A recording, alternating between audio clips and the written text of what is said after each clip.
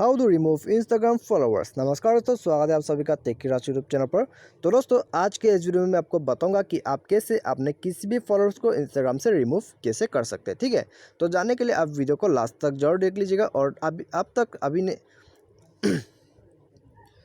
How to remove Instagram followers. नमस्कार दोस्तों, स्वागत है आप सभी का टेक की राज यूट्यूब चैनल पर।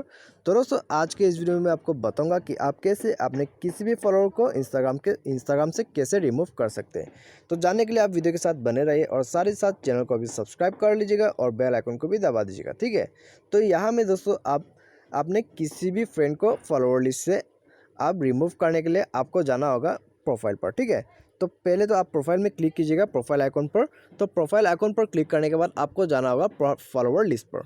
तो फॉलोअर लिस्ट पर जाइए और फॉलोअर लिस्ट पर जाने के बाद आप यहाँ से अपने किसी भी दोस्त को रिमूव कर सकते हैं। ठीक है, तो सिंपली आप थ्री दोस्त में यहाँ से क्लिक कीजिएगा और यहाँ में आप देख सकते हैं रिमूव का ऑप्शन। तो अभी आप सिंपली यहाँ से रिमूव कर दीजिएगा। ठीक है, तो यहाँ में आप देख सकते हैं इंस्टाग्राम वन तेल।